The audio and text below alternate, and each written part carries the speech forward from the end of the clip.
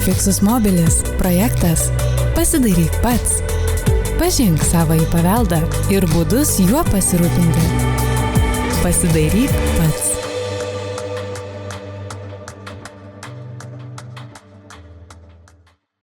Mėlyjei, galbūt esate patys patyrę, gal stebėjote iš šalies, tikrai esate matę senose filmuose, kaip vaikai laksto stogais, aukštais namų kraigais.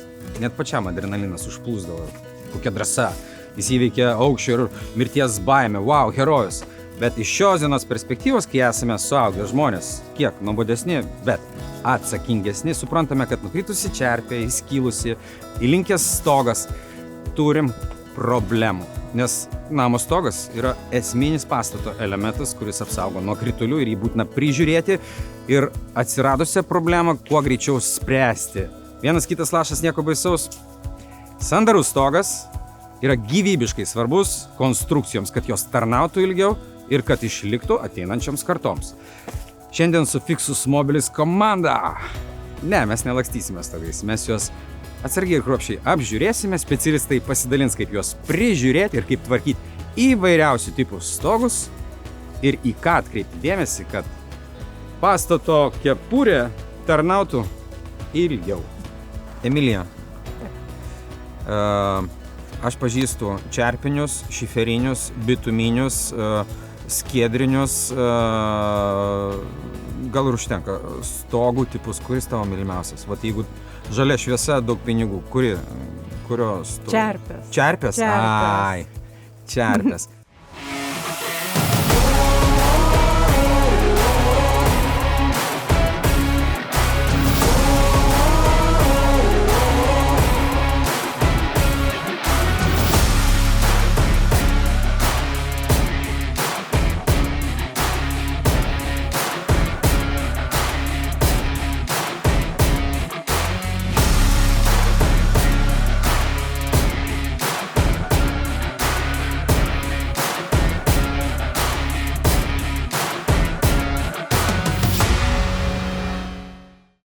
Kokios čerpių yra rūšis? Čia kokia rūšis? Olandiškos arba S formos. Turim Marselio, irgi antra pagal populiarumą, plokščios tokias, bet su bangelėm. Taip. 2-3. Būna plokščios, būna rečiau vienuolio tipo. Kažką aš girdėjau, vienuolė, ne? Jo, bet šitos retos, bažnyčiose ir mažai išlikę. Yra jų vienos patikimesnės, patogesnės, kitos mažiau. Svarbu iš tikrųjų, kad gerai būtų išdegtos. Jeigu vidury esančią reikia keisti, visų pirma, ant šito stogo kojytėm neužlipsi, reikia naudotis tokia įranga, kurioje mes dabar stovim. Tai vat vidury suskilusi čerpė. Eiga. Eiga, tai saugiai prieiti prie tos vietos, nepažeidžiant kitų čerpių ir neužsimušant. Greičiausiai su keltuvu, atsargiai, prisikeli, išėmi, įdedi tokią pat tipo. Galima pažiūrėsiu, kas čia išsijama. Šis būdas, kaip kabliukas, susikabina, čia technika paprasta, kaip išimti ar prikabinti. Tarkim, man reikia pakeisti, kad ar dalį, ar vieną čerpę ir ieškoti reikia. Kaip laikinai aš galiu izoliuoti tą vietą? Kokie būdai yra? Laikinai, jeigu kol ieškam, galima dėti skardos lapelį su užlenktais krašteliais, kad būtų toks kaip lovys, vanduo nepabėgtų iš šonų. Viskas gražiai nubėgti nuo viršaus, uždėti kažkokios bituminės juostos ant viršaus, svarbu, kad nutekėtų vanduo iš esmės ir kad kuo ilgiau laikytųsi tas pataisimas. Ar yra kažkokių bendrų priežiūros būdų universalių visiems stogam? Istorinių pastatų stogas yra, ir šiaip visų pastatų stogas yra viena iš svarbiausių pastato dalių, nes geras stogas ir sandarus stogas apsaugos pastato vidų, pastato konstrukcijas nuo tolimesnių kažkokių pažeidimų. Ką man daryti, kad išvengti baisybių, patekimo vandens į drėgmės į vidų? Man per lietų kas kartą reikia stebėti ir čia vienintelis būdas? Visų pirma, reikėtų taip stebėti ir esant dideliam lietui, ar ateina metas, kad jau norit pasižiūrėti, ar stogo danga yra sandari, tai nueiti į pastogę ir jeigu ji nėra apšiltinta ir nėra įrengtos kokios nors plėvelės tarp stogo dangos ir grebėstų, tiesiog išjungti šviesą ir stebėti, pro kur šviečia saulutė. Jeigu stogas yra apšiltintas ar yra kažkokia plėvelė, vanduo vis tiek patekęs į vidų, jisai sugebės rasti kelią, prasiskverbti atgal į pastatą. Ir dažniausiai ant sienų matosi skirtumai spalvų tuo metu, patekėjimai. Taip. Vadinam. Pavyzdžiui, jeigu į pastogę užlipę ir pamatė, kad liktais yra pratekėjimas, medienoje dažniausiai yra susidariusios rudos drėgmės dėmės. Jeigu to drėgmės ir vandens patenka daugiau, tai mediena gali netgi ir pradėti pūti. Visuomet apžiūrint stogą patikrinkite vėdinimo angas, jei tokių yra. Apžiūrėkite ir įvertinkite vėjelentes, kokia dažų būklė, ar nėra puvinio medinėse vėjelentėse, ar neišsilankščiusios nesurūdijusios skardinės vėjelentės.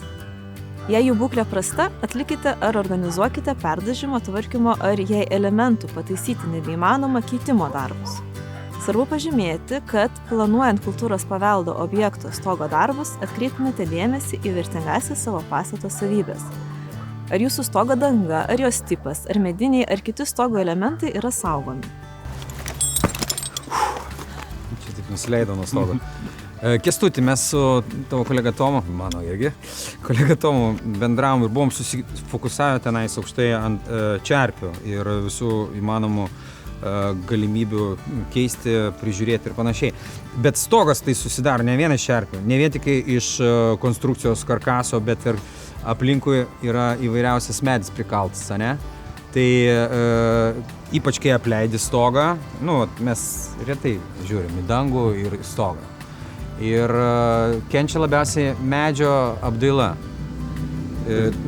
Mes čia turime labai ilgas lentas, kurios yra net neobliuotos. Kam jos yra skirtos? Taip, tai yra vėjelentės, tai yra ne tik apdaila, bet ir saugo stogo konstrukcijas. Nuo lietaus, nuo vėjo, nuo aplinkos sąlygų.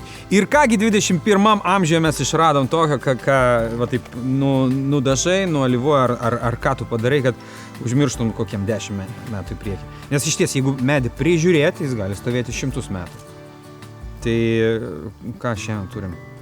Tai mes dabar naudosime tokį impregnantą, kremą, kuris tuo pačiu impregnuoja, yra kaip ir gruntas ir dar ir suteikia atspalvį, kad ne prie seno pastato būtų priderintas spalva. Impregnuoja gruntas, dažai. Taip. Ir dar gražiai atrodo. Taip. Tai 4 viename. Pasiteisino, gerai.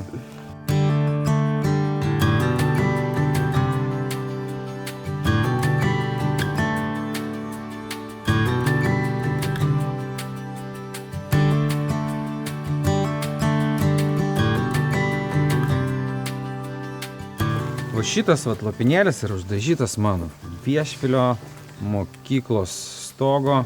Nauja lenta, o pastatui 120 metų. Tai kas sekantis? Duok man langus, galiu perdažyti. Viską. Plytai klijuoti. Istoriniuose statiniuose galima rasti įvairių stogo dangų.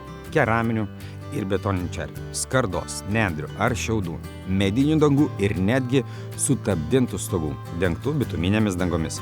Sovietmečiu didelė dalis senųjų pastatų buvo perdengta šiferiu. Visos šios dangos turi būti nuvalytos ir užtikrintas jų sandarumas, tačiau kiekviena turi savitą specifiką, kurią naudinga išmanyti.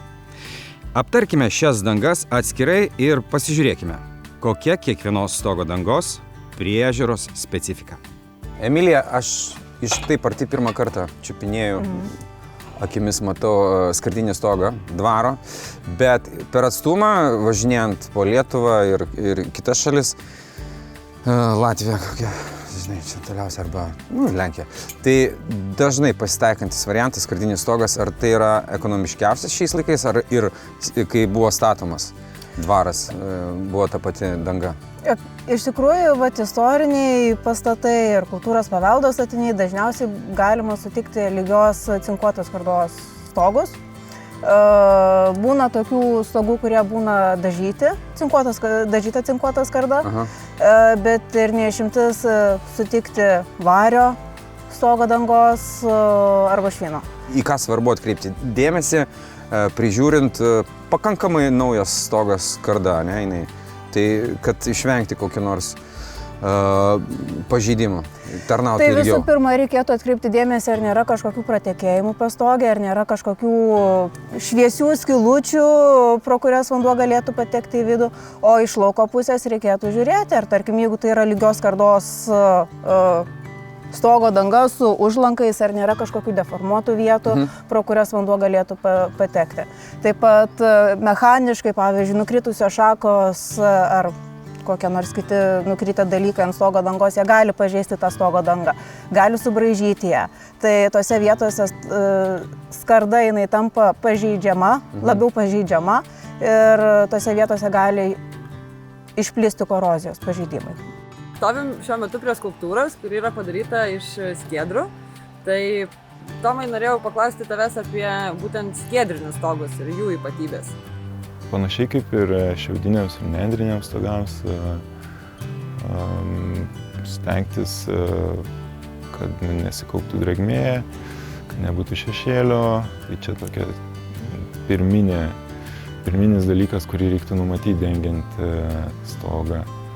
Skiedrinė stogo danga, stebėti, ar neauga samanos, kerpės, nors kai kurie šaltiniai sako, kad tai nekenkia, bet samanos sulaiko drėgmę ir atitinkamai jis skverbiasi kuo giliau ir trumpėja tarnavimo laikas. Nendrinių arba šiaudinių stogų Lietuvoje išlikę sąlyginai nedaug, todėl jūs prižiūrėdami prisidedate prie reto paveldo tipo išsaugojimo ateičiai. Nendrės ir šiaudai yra palyginus neilgaamžė medžiaga, todėl kas kiek laiko stogą teks perdengti. Siekiant pailginti stogo dangos tarnavimo laiką, galima naudoti impregnuotas nendrės ir šiaudus. Nendrinio ar šiaudinio stogo tarnavimo laiką galima pailginti jį nuolant prižiūrint. Nuolat atsargiai valykite nuo stogo lapus, spyglius, samanas, kitus augalus. Apžiūrėdami ar valydami stogą, nelipkite tiesiai ant pačios dangos, nes galite ją pažeisti. Pasitieskite kopėčias ar plokštės, kurios tolygiai paskirsi svorį. Nendriniams ar šiaudiniams stogams būtina išdžiūti. Jei namas yra medžių šešėlyje, susidaro palankios sąlygos kauptis drėgmei, ant stogo krenta ir kaupiasi nuokritos. Todėl rekomenduojama apgenėti arba pašalinti arti esančius medžius, prieš tai įvertinus, ar toks genėjimas nepakenks medžių pastatų ir aplinkos visumai. Bent porą kartų per metus, pavasarį ir rudenį, patikrinkite, ar žiūrint iš pastogės dangoje nesimato skylių tarpų, vandens numėgimo pėdsakų, drėgmės pažeistų nendrių ar šiaudų. Ypač atidžiai apžiūrėkite, ar nėra pažeistas kraigas. Iš išorės patikrinkite, ar kraigas tvarkingai prispaustas, netrūksta prispaudimo elementų. Jei radote nesandarių vietų, jas nors laikinai užtaisykite, kad nebūtų pakenkta stogo ir kitoms konstrukcijoms, vidaus apdailai. Vis dėlto šio tipo stogose laikinų užtaisymų ilgai laikyti negalima, ypač jeigu tai yra ruloninė hidroizoliacinė medžiaga, polietileno plėvelė ar panašios nekvėpuojančios medžiagos. Stogo danga po jomis šunta, todėl užtaisę skyles iš karto kreipkitės į patyrusius specialistus dėl tolimesnių dangos tvarkymo darbų. Stogo valymo būdai. Kas tai yra? Šepečiai, nežinau, kokie nors fenai, kaip valyti tas sąnašas. Visų pirma, tai reikėtų bandyti nusivalyti rankiniu būdu. Tai yra naudojant nailoninius šepečius ir jokių būdų nenaudoti metalinių šepečių. Kodėl? Nes jeigu naudosite metalinius šepečius, ar tai stogo danga, jinai bus tiesiog pažeidžiama mikro. Visom, netgi čerpiam. Netgi čerpiam. Atsiras mikro pažeidimai, kurioje drėgmė gali įsiskverbti ir tada tenai susidarys. Kibesnis paviršius tada. Taip, ir tada ant paviršiaus bus palankesnės sąlygos pradėti augti samanoms ar kerpėms ir jas bus žymiai sudėtingiau nuvalyti. Rolandai, meistrė, mes atradome žaizdą šitam stoge, mes atradom properšą skylę, va, netgi atliekos šiandien guli. Nesvarbu, dėl kokios priežasties tai įvyko, bet tarkim, neturiu aš čerpės tokios pačios, labai sena, virš 100 metų, ką daryti, kuo lopyti? Tai yra izoliacinė medžiaga, jinai yra kaip ir aliuminas, plona ir iš kitos pusės yra lipni medžiaga. Sėmėm peiliuką ir mes ją atsipjaunam. Atsipjaunam. Op. Tai. Gerai. Šitą paimam. O, turim lopinuką. Namie kaip tik prisireiks geras gabalas. Jos yra nepritvirtintos. Jas labai lengva keisti, todėl kad jos yra va. Mes jas galime pasikelt trupučiuką, kad duotume laisvumo šitai čerpiai. Pavalom tą ir tada pavalom tą. Aiškiai, jos samanuotos. O, tai. Tai tokį plotą didelį apimsim. Jo. Nu, biškutį daugiau. Gerai, pavalom. Lopą tada klijuojamas va taip, žiūrint prieš vandenį, prieš plauką, kaip sako. Taip. Kad dedame po čerpę, po tą čerpę, kad būtų ir ant šitos čerpės. Pagauti formą, ne? Jo, pagauti formą, tai prilaikius ir jie, čia yra plastikas toks, tai jį nuplėšus ir tada prisiklijuoja.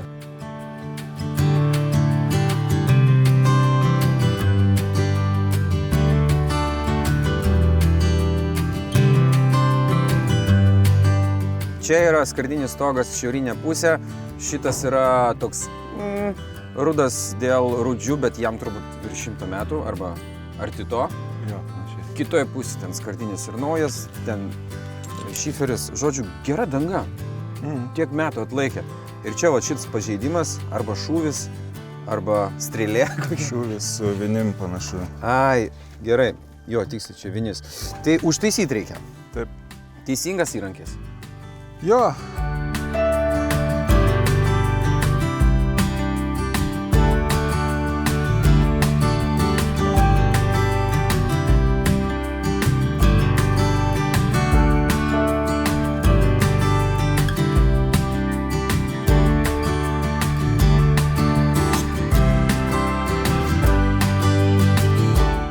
Nenaudojimo elementų ant stogo turėti nereikėtų. Tačiau labai dažnai kultūros paveldo statiniuose tie elementai visgi yra. Tad ką reikėtų daryti su tokiais nevertingais elementais, kurie neatlieka jokios funkcijos ir iš esmės tiesiog gadina stogo dangą? Kartu su Mariumi apžiūrėjome Fixus Mobilis objektą ir ant jo aptikome seną nenaudojamą stovą. Keliaukime pasikalbėti su Mariumi ir sužinokite, kągi su tokiais stovais reikėtų daryti. Eik, tu aukšto lipytų. Ojo. Oho. Mariau. Šitą, aš drąsus, bet vis tiek laikomės kartu gerai. Čia vis dėlto aukštis beveik ties medžio viršūnėm esam. Ir kokios problemos, nuostabus skardinis stogas, cinkuotas. Palauk, aš kaip žaibas vaikšto, labai garsiai skamba po kojom. Palauk, duok įkvėp. Nu, Tarybinis palikimas, ne? visiškai tarybinis. Žinai, kas čia yra? Čia yra laidam skirtas stulpas. Jo, laidam skirtas, o kokiam laidam? Elektros laidam. Ne. Čia yra radio taškas. Žinai, atsimeni radio tašką? Atsimenu, aš Gal dar ilgai gali- gyvenu. Ilgai. Gerai, aš tai šiaip gal net nelabai atsimenu, bet puikiai žinau, kad labai daug radio taško tokių vat stovų yra išlikę dar ant ypač ant paveldo pastatų, nebūtinai ant paveldo, bet ta prasme miestuose, nebūtinai miestuose, provincijoje jų yra pilna, jie yra niekam nebenaudojami, nukirpti jau seniausiai ir jie niekam nebereikalingi. Jisai tada reiškia, čianais atsiremia į gegnę, tenais įremta į vieną, kitą, trečią, ketvirtą gegnę. Tai 5 stoginius elementus jau jisai visas vanduo, kuris teka va tokiom antenom, tokiais laidais arba tiesiog virš stogo iškylančiais kažkokiais metaliniais daiktais, visas jisai tiesiog teka labai gražiai tiesiai žemyn. Tada šitą vietą visada stengiasi kažkaip žmonės užsandarinti, bet to padaryti praktiškai neįmanoma. Gerai, tu man parodėjai žaizdą šito stogo ir daugelio kitų, taip, senų pastatų. Kokios dar problemos čia mes aplinkui galim pamatyti? Šitas stogas visai gražiai ir tvarkingai atrodo darytas, įrengtas, jisai tuo tradiciniu būdu padaryti užlankai, falcai, kaip stoglangiai gan tvarkingai suformuoti, nėra sujungimo apačioje kažkaip. Jisai šiaip tikrai neblogos tokios konstrukcijos pavyzdys. Ir kartu va šitie latakai, kurie yra briauno stogo kraštuose vadinamieji nuosvirieji latakai, juos yra patogu valyti, bet tą reikia turėti omeny. Juos reikia valyti ir čia, kai aplinkui yra parkas, kai aplinkui yra liepų ir žiedai ir lapai, tai jos 2, 3, net 2 kartų per metus visiškai negana, nes čia yra vien tik tais liepų žiedai, čia nužydėjo liepos ir vėl iš naujo viskas užsikimšo.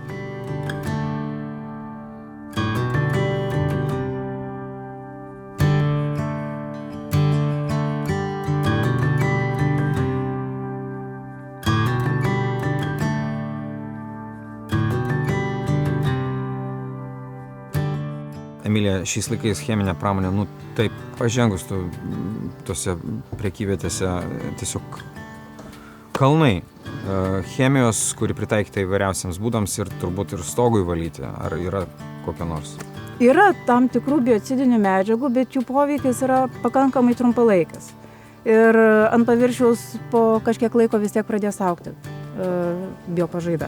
Aš tavęs kaip tinginys klausinėjau, kad norisi, kad kuo greičiau nuvalyti, vis tiek ant stogo nepatogu. Vis dėlto pirmas dalykas tai pabandyti rankiniu būdu. Jeigu nepavyksta, tada jau bandyti kažkokiu, kaip ir minėjai, cheminiu būdu nuvalyti, bet jokių būdų nenaudojant pramoninių valymo įrenginių. Kur slėgis, kur yra smėliasrovė, didžiulė jėga, taip. Galima prisidirbti. Vis dar populiarus yra štai toks stogas. Asbestinis šiferis. Jo, šiferis ir jo skilimus, kas prilimpa, ar tas pats bitumas padeda išgelbėti, ar visą plokštę jau reikia keisti. Su asbestiniu šiferiu yra visiškai kita istorija iš tikrųjų. Žmonėms nerekomenduojame dirbti su asbestiniu šiferiu, nes jis yra šiferyje, asbestinėme yra smulkiosios dalelės, kurios kenkia žmogaus sveikatai. Tai rekomenduočiau kreiptis į specialistus, kurie dirba su asbestiniu šiferiu. Asbestinis šiferis dažniausiai nėra autentiška, tai yra vertinga paveldo objektų stogo danga. Priešingai, jis gali būti pavojingas žmonių sveikatai. Todėl prioritetas visada turėtų būti teikiamas šio tipo dangos keitimui į autentišką dangą, nustatytą pagal tyrimų duomenis, arba be asbestinį šiferį. Visais atvejais rekomenduojama kreiptis į specialistus. Kol asbesto gaminiai yra nepakitusios formos, didelio pavojaus žmonių sveikatai ši medžiaga kaip ir nekelia. Tačiau laikui bėgant asbestas dūlėja ir tampa labai kenksmingas. Suardžius asbestą, į aplinką pasklinda labai smulkios, akimi nematomas skaidulos, asbesto plaušeliai, kurios patekusios į žmogaus plaučius sukelia įvairių sveikatos sutrikimų, o ilgainiui gali nulemti ir vėžinius susirgimus. Viskas, kas yra ant stogo, turi įtakos jo būklei. Tad prižiūrint stogo dangą svarbu nepamiršti ir virš stogo esančių pastato elementų. Todėl kartu su stogo danga apžiūrėkite ir tvarkykite kaminus, ugniasienes, stogo tvoreles ir panašius elementus. Radio taško stulpai tai yra toks raritėtinis, super retai pasitaikantis dalykas, bet labai dažnai ir kaminai, ir ugniasienės, ir kokie ten laidus. Visokie stoglangiai, turiniai stoglangiai. Taip, dažnai pasitaiko, ne? Jo. Tai iš esmės, ypač kultūros paveldo objektuose, tai tikrai dažnai. Ir visi tie dalykai trukdo nutekėti vandeniui. Ir kartu jie patys turi būti labai atsparus drėgmei ir nuolatiniai drėgmei. Iš esmės, 2 dalykus reikia visą laiką labai gerai atkreipti dėmesį.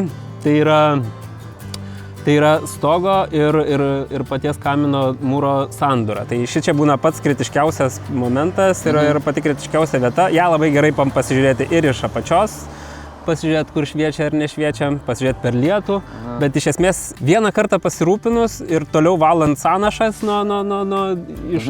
iš tos pusės, kur jos susilaiko, jisai galės tarnauti ilgai. Ir tada kitas dalykas, tai yra viršui esantis, viršui turintis būti, kaip minėjai, karūna, tai šitas dalykas irgi neišvengiamai reikalingas. Kažkokiu būdu apsauga. Tai gali būti iš skiedinio suformuotas kažkoks stogelis, būna labai įvairiai, būna jie tiesiog lygus skardiniai, būna iškelti, dekoratyvus, įvairūs, gali būti ir senovinių, bet iš esmės tai turi būti apsaugotas, nes tie krituliai, kurie patenka ant horizontalaus paviršiaus, jie skverbiasi per siūles, ta siūles ardo, paskui jie teka žemyn mūrų, užšąla, vandens kristalai vis tiek didesnio tūrio yra negu pats vanduo, jie pleišėja ir jau kartą pradėję pleišėti, vis stipriau ir stipriau pleišėja ir tikrai pats jeigu esi čiupinėjęs, tai praktiškai nereto tokio kamino viršutinę mūro dalį gali tiesiog nurinkti ir paskui net nežinai, kur sustoti iš tikrųjų. Nors gali pasirodyti, kad stogo dangos priežiūra reikalauja daug pastangų, tačiau įvertinkite, kad tai tikrai atsipirks. Prižiūrėdami savo statinio kepurę efektyviai apsaugosite jį nuo vandens sukeliamų ligų, todėl nedelskite ir neatidėliokite.